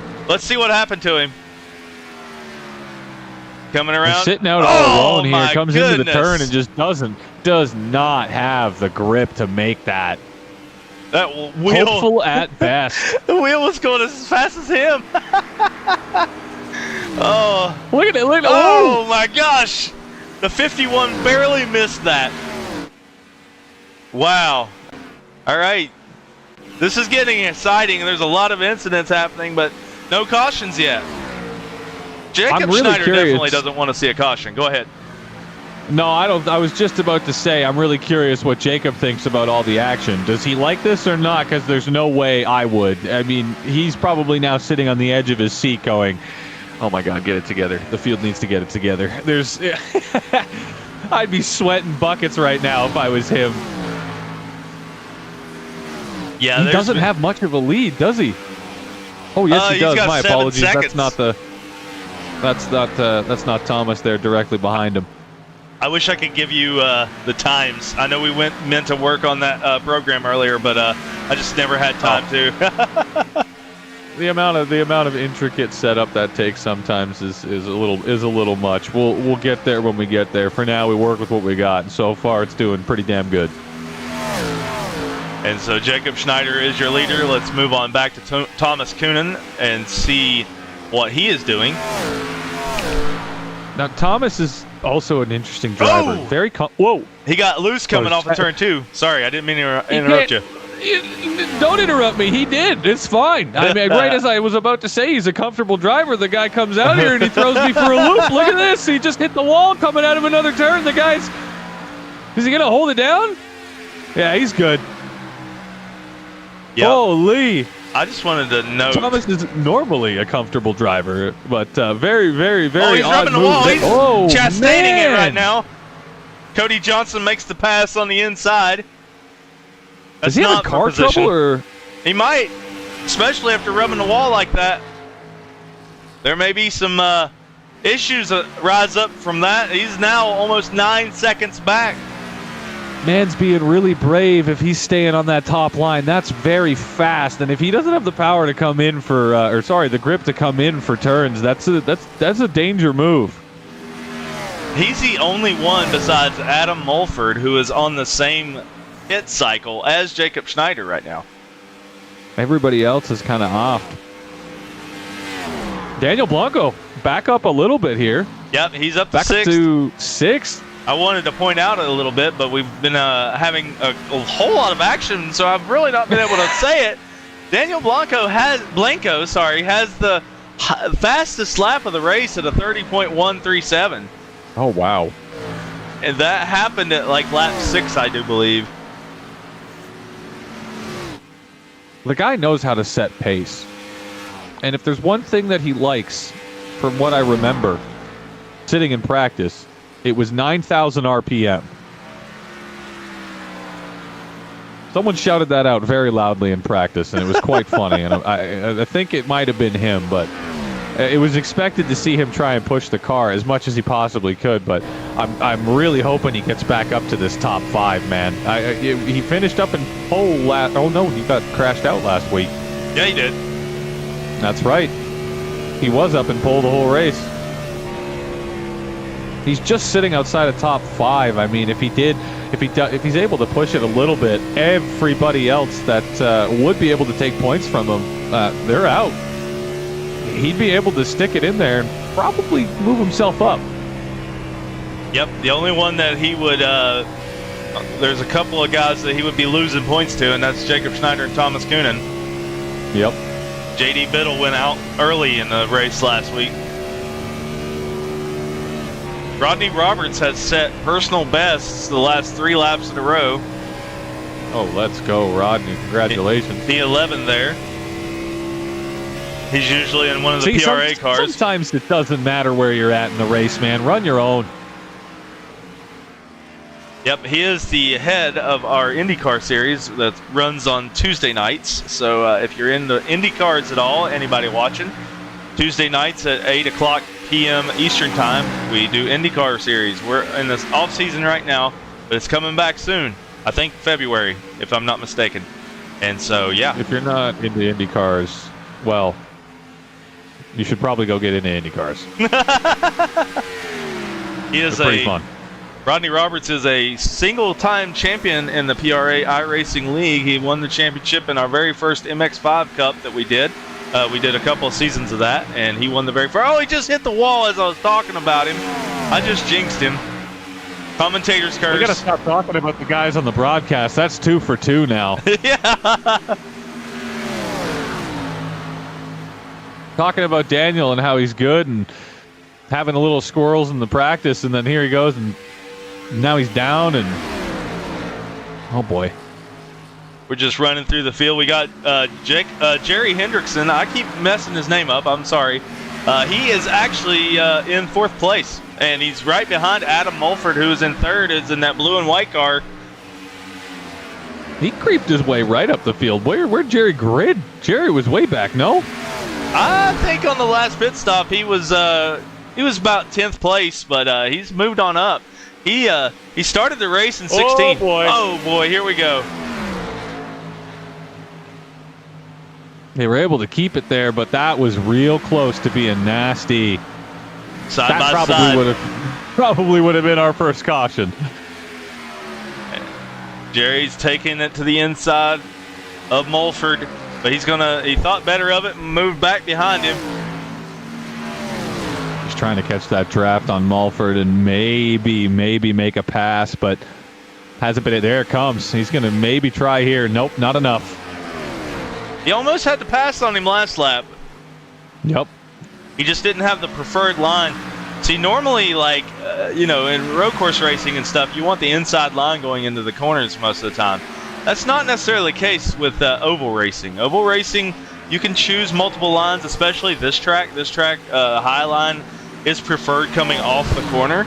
And so when you're side by side going into the turn, if you're on the inside, you've got the advantage. But coming out of the turn, going onto the back stretch or the front, the outside line has the advantage. So it's kind of like you got to pick your battles. You got to do a crossover.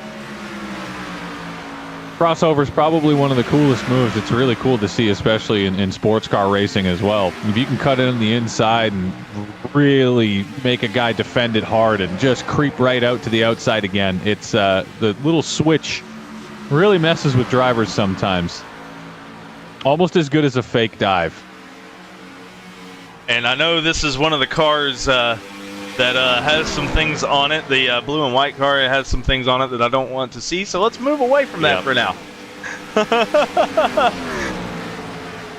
Looking at David Nannon. I guess he came back out on the track. Jacob Hopefully Schneider. David was able to fix whatever problem he had earlier. I know he was running on some kind of interesting setup prior to the race. Yeah. Oh, Thomas Coonan in the pit? Yep, Thomas is pitting, so that's Jacob out there by himself now, 25 seconds ahead of third place. This will be really interesting here. If now Daniel was the last to pit out of everybody in the race, and he's currently sitting comfortably at sixth. Now I'm not sure where we're at in terms of his pace for everybody above him, but they're slowly starting to pit, and Daniel has, I think, if I wrote my notes correctly, just about 10 laps up on everybody else. In terms of tire management, he seems to be doing the best. If he can keep that up, he might be able to squeeze out a top 5 and maybe a top 3. It'd be really interesting to see, and he'll definitely be one to watch because I think he's hard focused in on tire management right now. Yep, it's been 33 laps since he's pitted. We got Thomas Coonan on brand new tires. It's been 41 laps since Jacob Schneider pitted. Wow. We had an incident there, but it was nobody had a crash or anything. But we're gonna watch it. Here's what happened. Oh, we got Cody running no bumper. Ooh. Yeah, that was after his incident with Cody Johnson. And he's pulling it onto pit road. Let's go back to the leaders. They are. Jacob's got some traffic coming up behind him here. Some slower traffic that are down a couple of laps. Might make him a little uncomfortable. There's only 3 cars on the lead lap. I mean, Jacob Schneider is just making a stink of the show. It's going to take a miracle. It's going to take a caution flag. To really lose that streak. It's getting absolutely absurd. Let me tell you. So all the way through the short track league last season, in the street stocks and in the late model stocks, both times Riley Frost would be either saving his tires to try to catch Jacob at the end of the race, and then there would be a late race caution, and it would just nullify it all. Or he would just burn the tires up, and there would never be a caution. And so every single race always fell in Jacob's favor. It didn't matter what. And so Jacob's got the freaking luck of Max Verstappen sometimes. Good God. Yeah, he's got the good luck charm so far. I want that guy on my team. I don't care if he's just the social media dude. He's got to be in the paddock. That's wild. And he's got Cody Johnson in front of him. And he's pitting.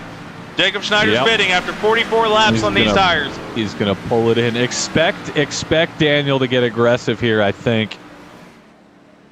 Well, we got Jerry Hendrickson. Let's see him. He's going to assume the lead.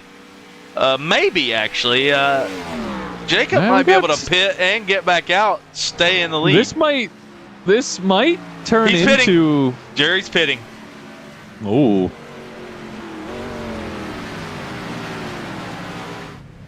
And we're going to watch Jacob Schneider on the pit road for a second. He is still in the lead. JD Biddle is now taking the lead just now. He didn't even lead that lap because Jacob Schneider was the one who crossed the line first. And so now we got Jerry Hendrickson on pit road. JD Biddle is now our leader. Excuse me. JD. God, I love that car. That looks sharp. And he's pitting. He's not going to lead a lap unless he can cross it before Jacob gets to him. Let's see this. We're going to watch it from here. He does not want to give up that pace, Justin. He wants to keep as close to Jacob as absolutely possible. Oh, Jacob just led that lap. Yep. JD Biddle did not make it to the start-finish line. So it's going to be 40 laps to the finish. So guys right now that are coming into pit, I would expect are going to run those tires till the end of the race. Things are going to start to get really interesting as we start to see some guys implement tire strategy over the next 10 laps and the final 5. Absolutely. There's another one for the bank.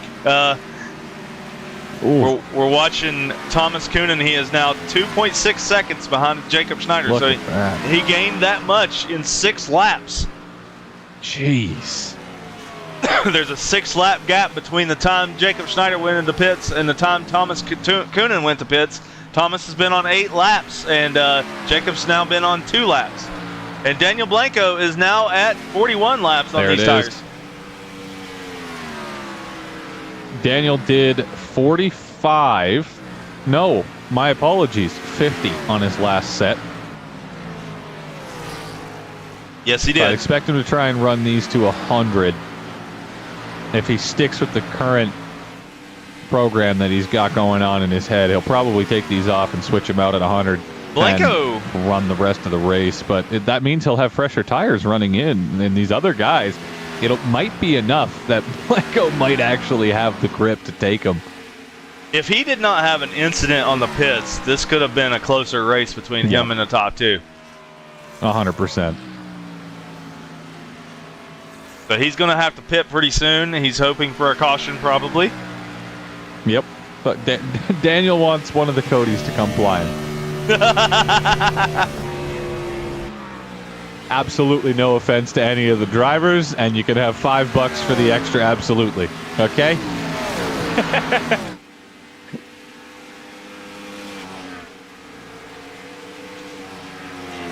Daniel is sitting up in 4th now. That's pretty good. I mean,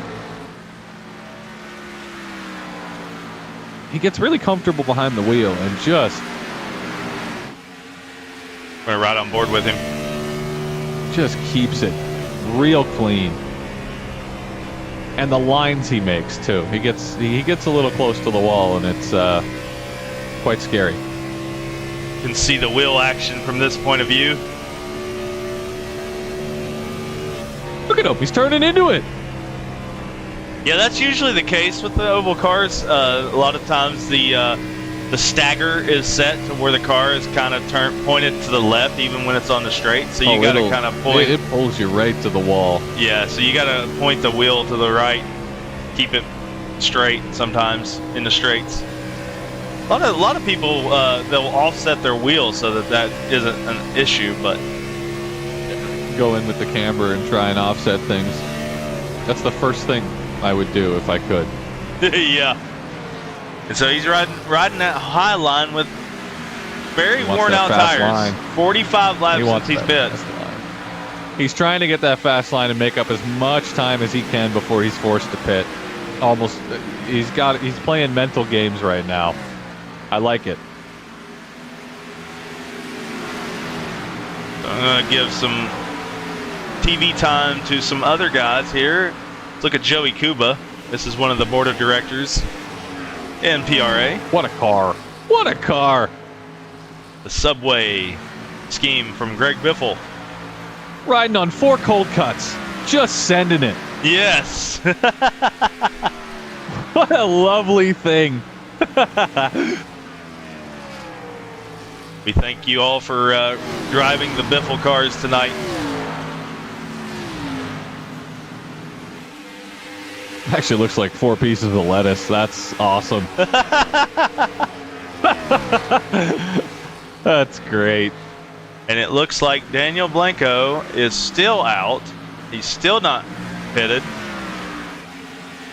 He is a lap down now, but he's in 5th. Yeah, he lost that position in 4th, but that was to be expected. Jerry's on a fresh set of tires, if I'm not mistaken. There was no way he was going to hold that. And so Jerry is right in front of our leader. Ooh. Oh, boy. So we're going to see some things play out here. The last 30 laps of this race. Still no yellows. There have been quite a few incidents of people completely crashing out, but they crashed out off of the surface, didn't have to throw a yellow for it. That's unfortunate Luckily, for them, but fortunate for those that are racing.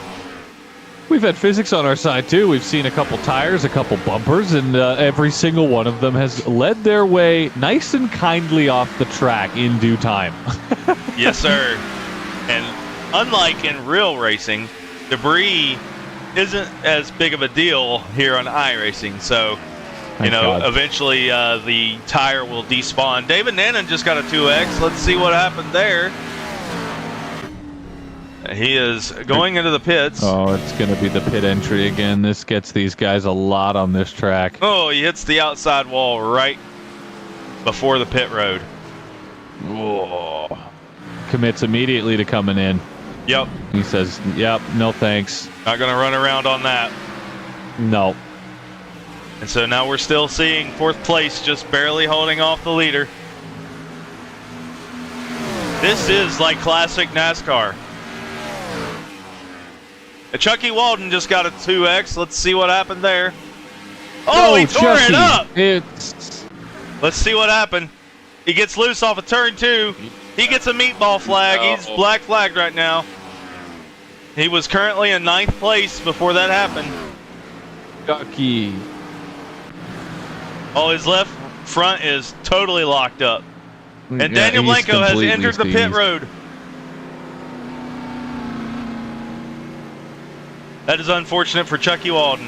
He was holding a good race there. 9th place when he crashed and hit the wall. That turn number 2 is very loose. It's been getting them all night long. Practice, quali, and the race. Looks like Blanco just went into the pits there. He did. Lap 100? 103. 103. He managed to wow. Wow. He's going on 2 pit stops this entire race. If he wouldn't have messed that first one up, but if and when what ifs don't work, Nope, unfortunately not. Not in racing. It looks like Jeremy Poole has a meatball flag. What happened here? Let's see what took place. Oh, that was from lap 66. Okay. He's not served his meatball flag since then. My bad. He's been on pit road ever since. Gotcha. I just it kind of caught my eye, so I was like, what happened here? He's decided to just sit with the penalty. Sometimes it's worth it.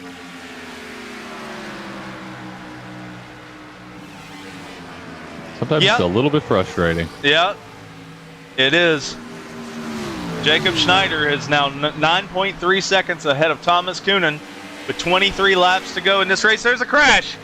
There's a crash. It's a caution. The first caution of the season. Oh, Rodney almost came back out on the track there, and that is going to shake things up quite a bit. And Blanco it's Cody Thorne. is going to be, yep. Cody Thorne spins it out right in front of Rodney Roberts. Oh man. Let's get this cockpit view from Rodney Roberts. Up on the You outside. can see him lose it right there. This is the second incident that Cody Thorne's been involved in. He just can't recover the car. Oh man, what contact. Is a 4X for both of them. All right, well that's going to throw some strategies out the window. And some strategies back into the mix. Absolutely. There's another one for the coin jar. Man, we got to be up to like $150. This is bad at this point. One more time. Rodney was just in the wrong place at the wrong time there.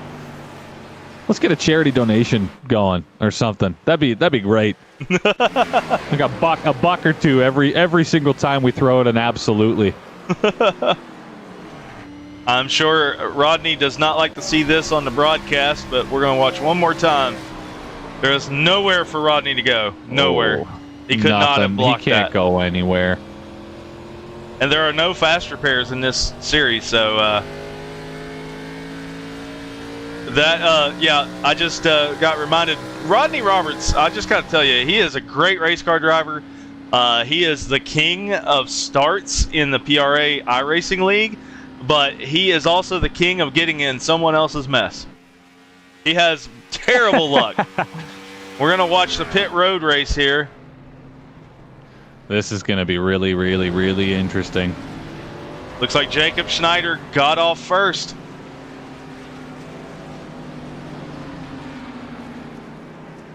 Jacob Schneider in first. Thomas Coonan in second. Fourth position still sat in the pit. Yep, it's Hendrickson. Wonder if he's making some much-needed changes. A couple of tires. Yep.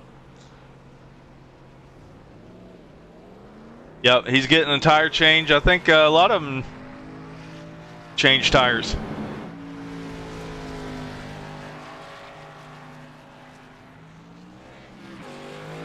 All right, so now this is going to shake things up. Action here. One lap to green.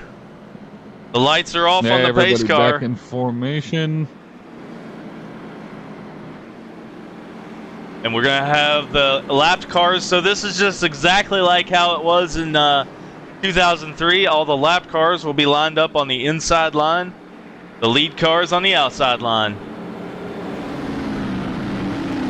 Modern day NASCAR, they do it too wide.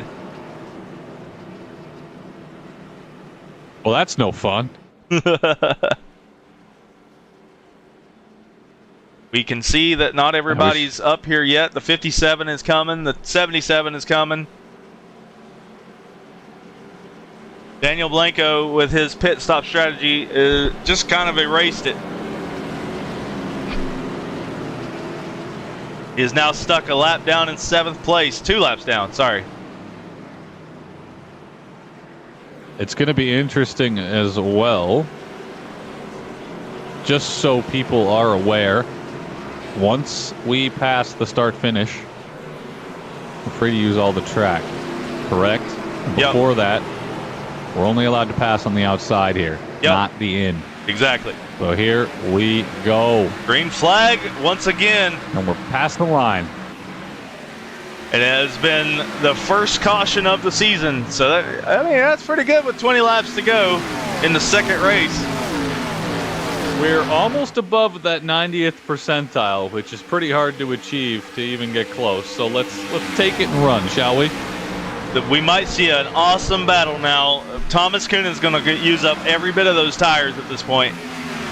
100%. We're going to see these guys get really, really close. Things are going to start to get real tight as we start to get to lap 120, and I'd expect the action to pick up a lot. There's a yellow. There is a yellow flag. There's 3 cars involved. Joey Kuba, David. Oh, no. I'm sorry, Dan Atkinson, Jerry Hendrickson was involved. So let's see what happens here. Oh, there's a big spin right before I even got to it. So let's go here. Let's go here. Oh man. Looks like multiple cars lost it coming in on the turn there. Cautions breed cautions. Weren't able to recover it. Cautions breed cautions. Let's see here. Let me get to the right car. I mean, I will tell you one thing in the last little while of trying to figure out how things flow and whatnot. And once you get one caution, things start to snowball really quickly in NASCAR from what I've seen. And the hardest part about this is getting the race back going again. It is.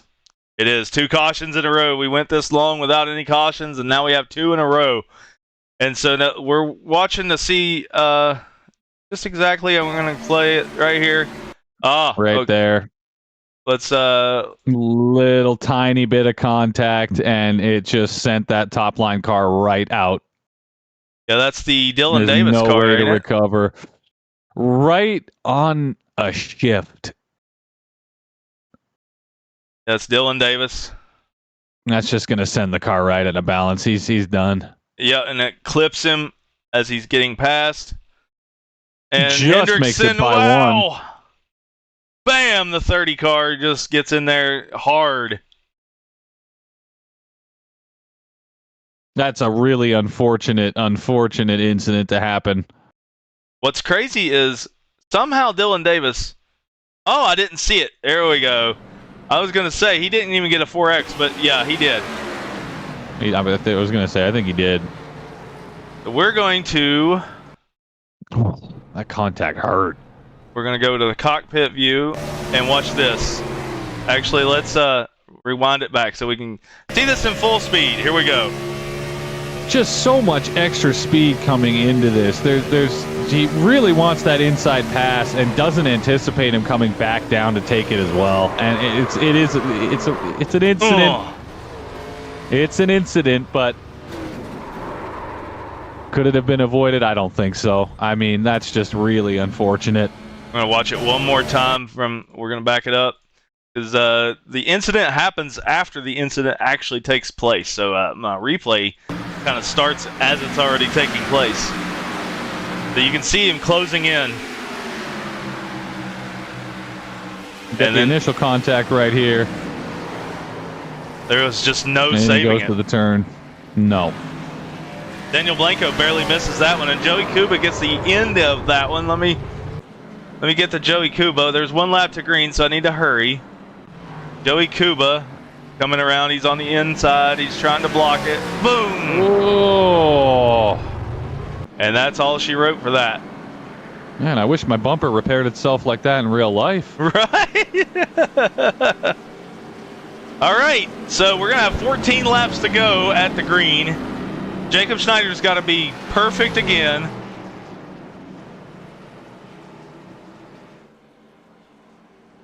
Things are going to get really, really tight. Did we get any completed laps off that restart? Couple. I think there was 2 laps. Okay. Hey, that's 2 laps closer. 12 left to go. Right. Pace car's lights are off. Yes, sir. Yes, they are. We're getting ready to go green flag racing once again.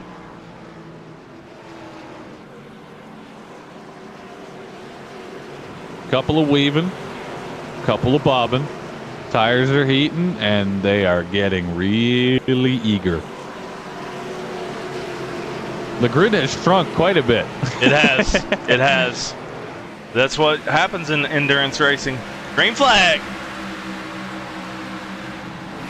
Past the line they go. We're going to see things heat up really, really, really quickly. Once again, we just got our second restart of the race. Sorry, second caution of the race, second restart here. And Jacob Schneider is getting pushed. He is. Thomas is right up on him. He got a good restart. Thomas and Jacob both had really, really, really good restarts. And unfortunately, it looks like Jerry might be left in the dust. I don't know if he's going to be able to catch a draft to get up to him. Thomas Coonan led his first lap of the race with 13 to go. Thomas finally takes the lead on him here, and it might be... Oh, he crosses over! Jacob crosses back to the inside! He's going to take that inside line coming into this turn. Does he get the exit? He does. Oh, they're going to go. It's going to be a drag race here at the line. Thomas is going to lead that lap. It's lap number 2 that he has led. Jacob's going to stay on it. Trying really hard to not give him room on the inside and let him take that move again, but now Jacob's going to have the speed coming off the top there, T2. They're both playing the top line going out of turn number 3 into turn number 4. We're going to stay glued to this race right here.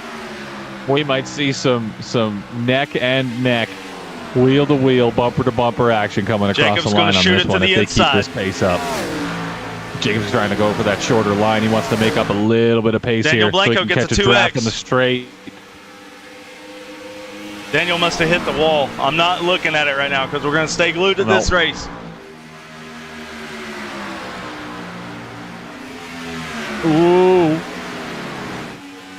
Is the streak going to end tonight here at Atlanta Legacy 2008? Is Thomas Coonan going to be the one to put the stake in the heart? Jacob with a ton of speed, but he can't take him.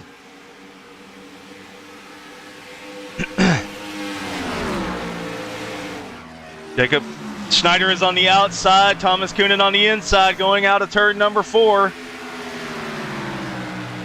There's going to be a ton of speed going into turn number 1. 9 laps to go. Jacob's going to cut it to the inside in turn number 1. Here he goes. I said things were going to heat up as we start to get to these final 10. He's going to try and squeeze this gap as close as possible and maybe force Thomas to make a mistake. If I was in the driver's seat right now and I'm thinking I've had the lead this whole time, what's the one thing that I can do to really make this guy scared? It's creep up as close as I can, as much as possible. Make him real nervous. Absolutely, Jacob. And that's another absolutely for the jar. And Jacob Schneider is now going to the inside again, turn number 2. Oh, he's going to force him out wide here. He got loose. Oh, he was able to keep it. 8 laps to go. We're going to have 7 laps to go this time by. This is a classic 2003 NASCAR race to the finish.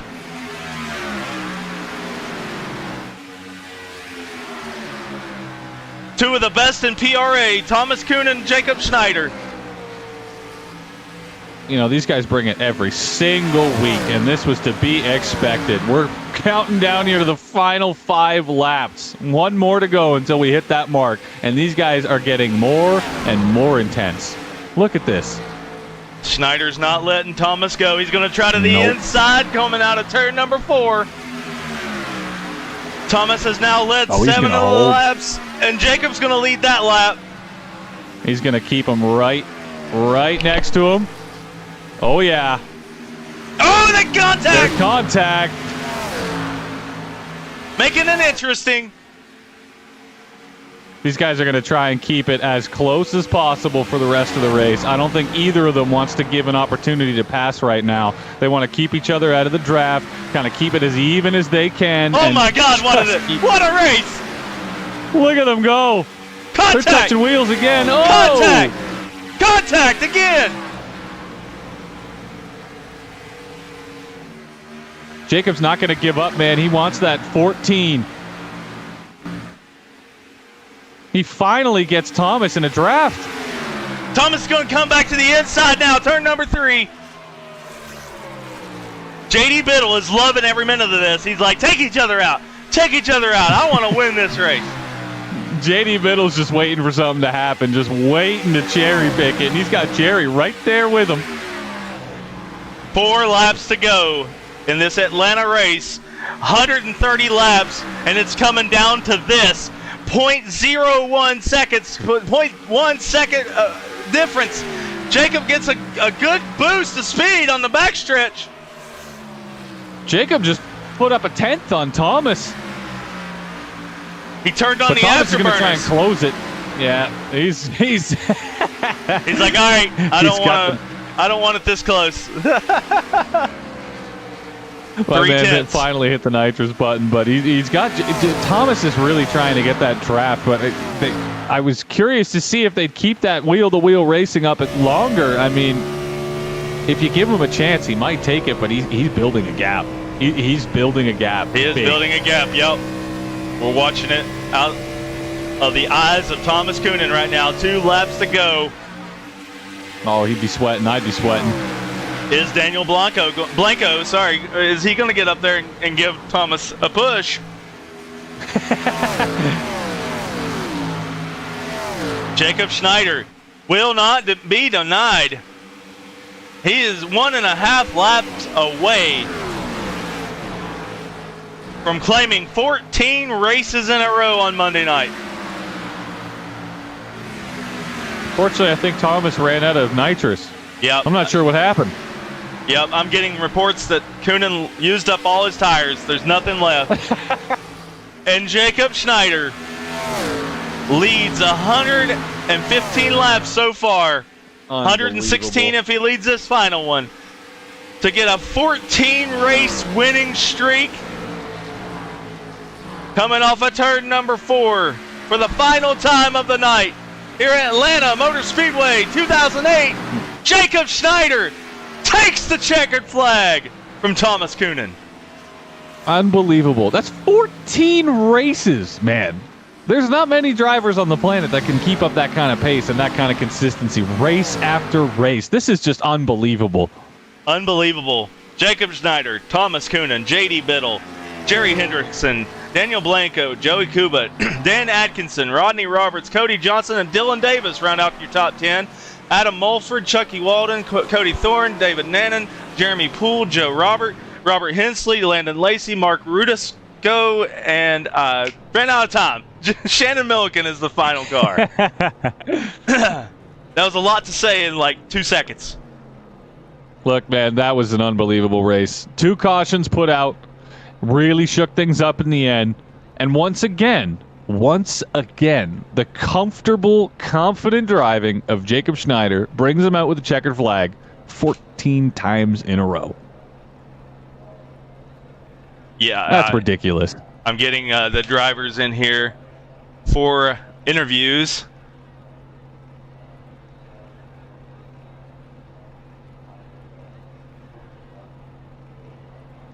Man, Wow. as you see them at the line, the top 3, Jacob Schneider wins it again with an epic battle. Excuse me, an epic battle with Thomas Coonan. And J.D. Biddle, like I said, that entire race there at the end, he was like, wreck each other, guys, wreck each other. And they didn't. They didn't wreck each other. This is going to be really good for JD. It's going to bring him up quite a bit in the standings, if I'm not mistaken. There, we've got Landon ahead of him at the moment, but Landon didn't have a good night tonight, sitting down at the bottom, so he's probably going to move up quite a bit. The only one ahead of him at the moment, Thomas Coonan, Daniel Blanco, and Jacob Schneider. Man, that was an epic race. We're going to That was real good. We're going to get J.D. Biddle in here. Let's pull his car up here. And it's right here. The number 96. We're going to pull him in the chat. J.D. Biddle, congratulations on 3rd place here at the Atlanta Motor Speedway Legacy 2008. How's it feel, man, to get a podium?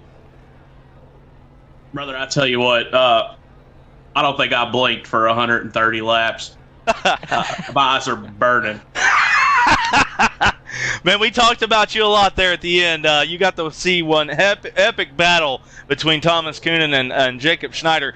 What was going through your mind? Were you hoping that they'd take each other out? No, I know better than that. Them guys, I ain't got nothing for them. I knew they was going to run away with it. I was just focusing on chasing down Jerry there. But the big-ass fans, Chevy Monte Carlo, boys, she was running hot tonight. Kind of tough to had a tough first run on that first set of tires, but we kind of settled in and found our groove, and it ran great. And that was fun to watch. Jacob, you got anything you want to say? I'm doing all right tonight, but JD, good race, man. It was really fun to watch. It's good to see you come up the field like that and really take a podium right out of left field. It was really, really well done. Good driving tonight, man. We'll see you next Monday. I appreciate it. Thank you, guys. You put on a great show. Congrats to Thomas there and Jacob. Absolutely. You want to make any shout-outs before you go? There it is. It was another absolutely. Man, I don't know. Shout out to my dad. I'd sent him the link. He said okay. I don't know if that meant he's watching or not, but if you are, Dad, thanks for supporting. If not, I'll send you the link when the video drops, and maybe you'll see it then. So, thanks, guys. Yep, thanks, JD, and we'll see you next week. Or actually, it's 2 weeks. Sorry, we're taking next week off. We'll be at Rockingham. Yeah, I'm going to need an extra week after that one. Woo. Congrats, Go get yourself some water, JD. Yeah, I'm about to chug. Thanks, guys. You're welcome. And I'm going to pull Thomas Coonan in here. He's a good guy.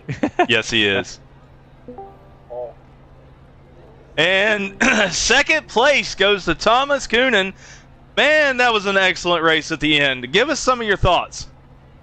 I mean, I gave Jacob everything I had there at the end when we restacked, and it was just I gave it everything, and at the end of the day, I really just the red limit machine just didn't have enough to get there and take the win.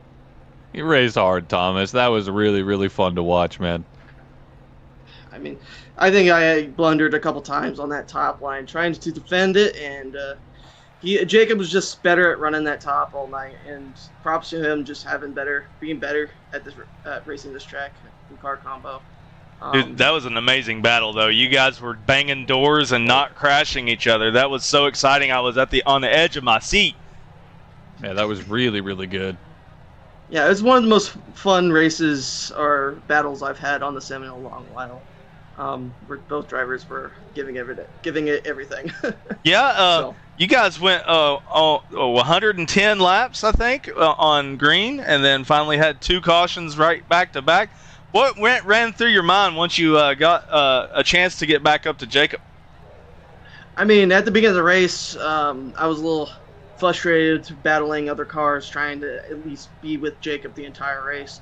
I burned my stuff a little early trying to get past those drivers, and it ended up because Jacob had the clean air, he was able to just drive away. It was a little frustrating. I tried to do some off strategy to try to see if I can gain a couple seconds back and try to at least contest him just a little bit to make him have a mistake. But at the end of the day, the Rev Limit Workshop machine just wasn't at all just not there.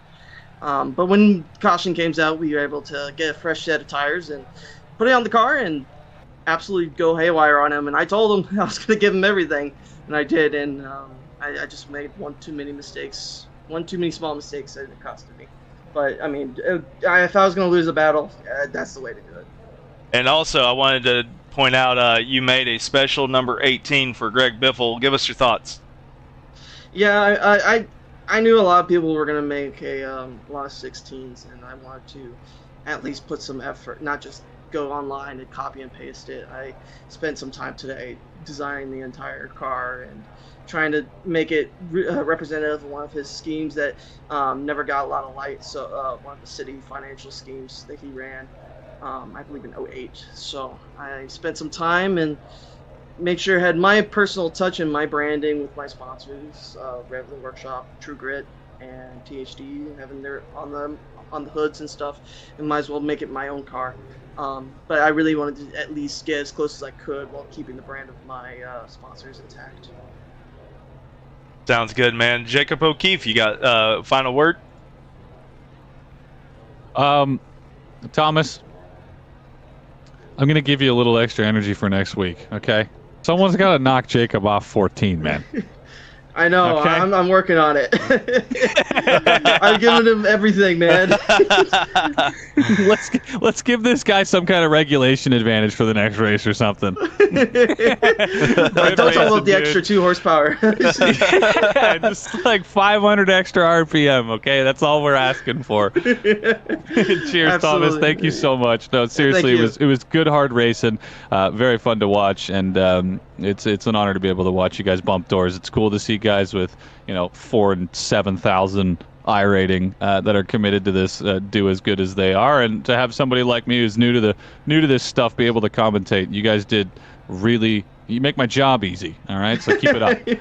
Absolutely, I'll try to challenge him some more. Hopefully, fingers crossed, I can take one of those wins away from him this season. Let's go. I want to see.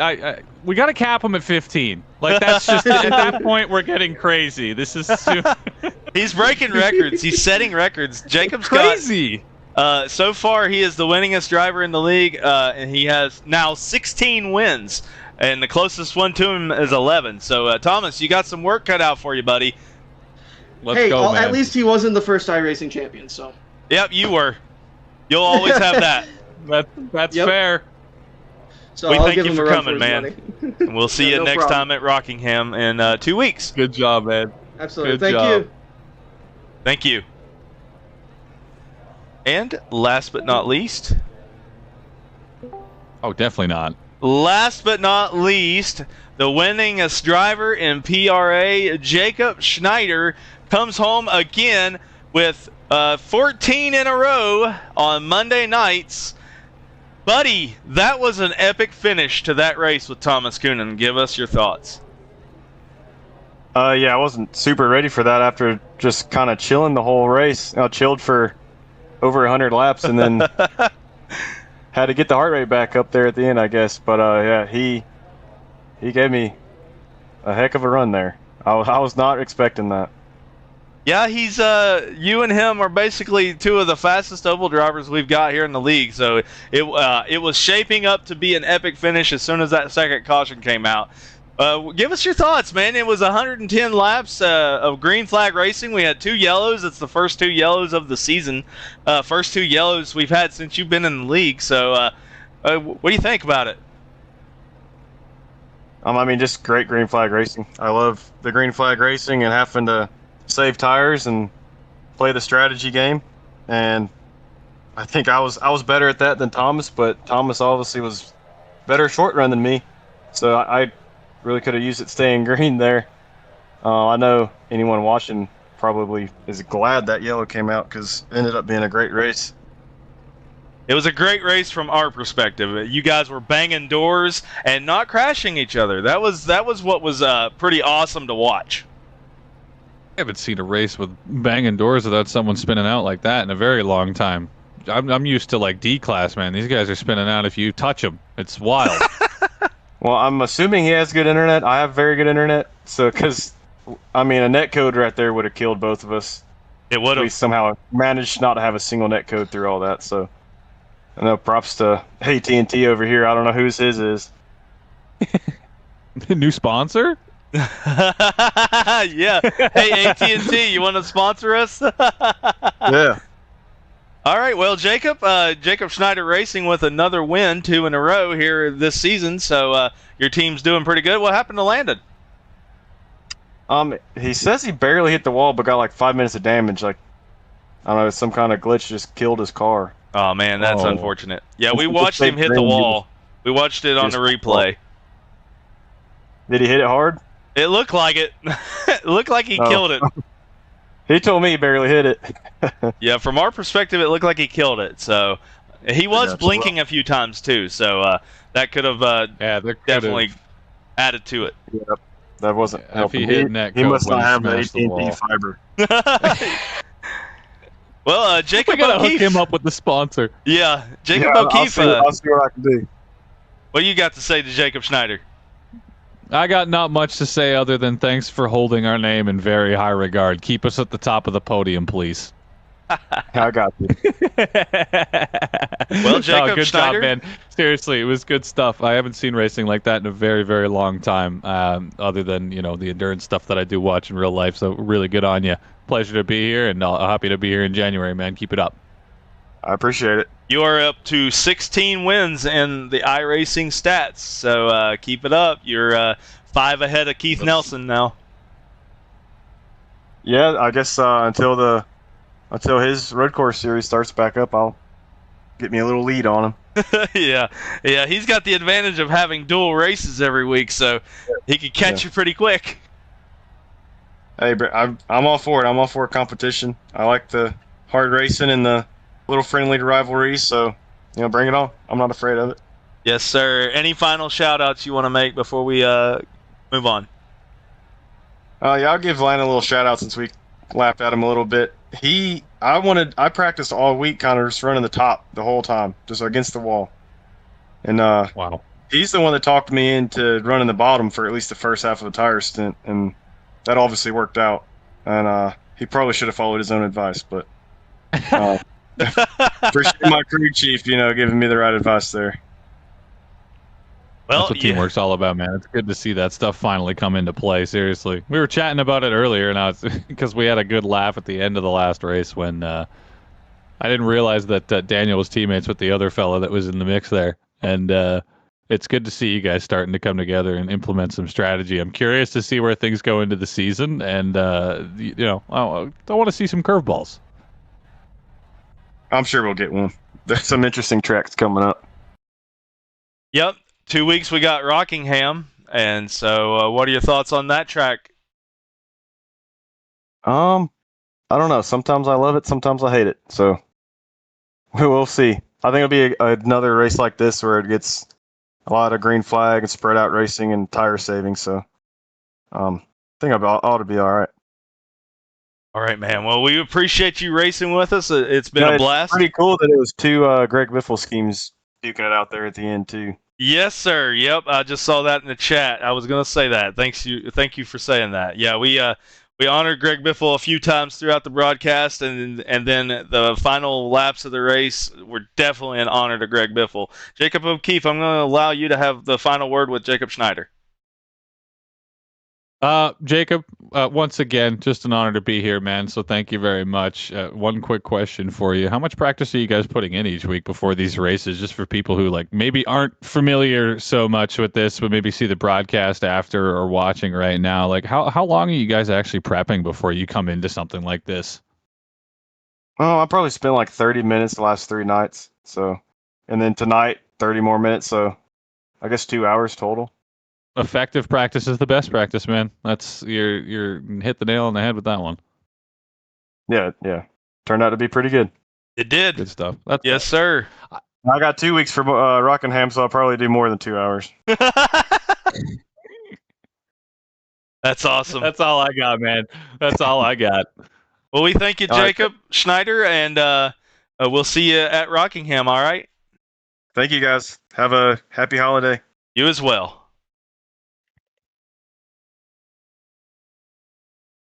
Move him out there. And with that is going to wrap up our broadcast here on PRA Network 2 on YouTube and PRA Network on Twitch. And I'm glad that I had some people letting me know that the stream at the beginning of the broadcast was choppy.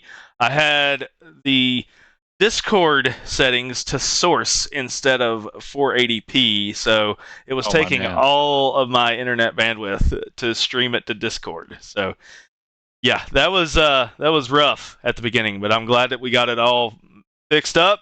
That was an epic finish. Jacob O'Keefe, what are your final thoughts? Final thoughts? I want to see some team strategy coming into this season. I think things are going to get mixed up real good over the next couple of races.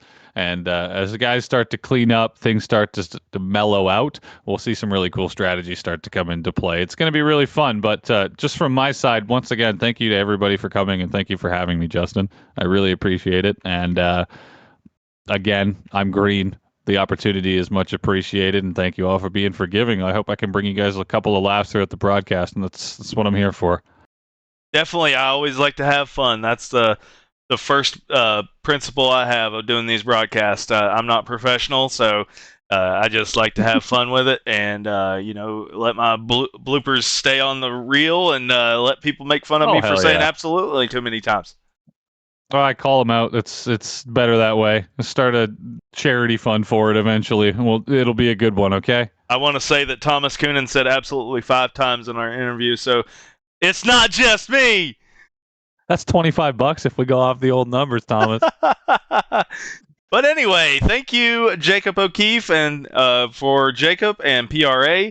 I'm Justin Phoenix, and this has been PRA Network, the Grid Finder Nostalgia Cup Series at Atlanta Motor Speedway. Congratulations once again to Jacob Schneider on another victory. He extends his streak of winning and his points lead for this series. We'll see you again in 2 weeks at Rockingham, and that should be another barn burner. Oh, that's going to be a fun one. Absolutely. I ended the broadcast with that. $5. Good night, everyone, and see you next